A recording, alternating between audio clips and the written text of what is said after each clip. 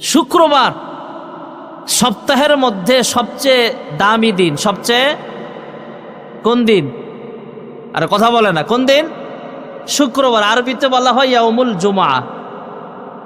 এই শুক্রবার জুমার দিন, এই দিনটা শ্রেষ্ঠ দিন, সপ্তাহের মধ্যে সবচেয়ে শ্রেষ্ঠ দিন।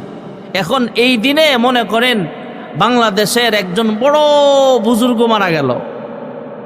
এখন এই বুজুর্গ শুক্রবারে মারা যাওয়ার কারণে শুক্রবারের দাম বেড়ে গেল না আগে থেকেই দামি? আগে থেকেই দামি। দামি দিনে এই বুজুর্গ মারা গেছে।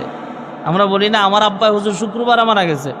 মাঝে মাঝে অনেক মুসল্লিরা আইসা বলে, হুজুর আমার আব্বা যে মরছে, আমার আম্মা যে মরছে, আমি নিজে পাশে ছিলাম, ঠোঁট লড়ায় লড়ায় জিকির করছে, ঠোঁট লড়ায় লড়ায় দুরূদ শরীফ পড়ছে, ইন্তেকালের পূর্বে ঠোঁট লড়ায় লড়ায় কালেমা পড়ছে। সুবহানাল্লাহ কন্যা।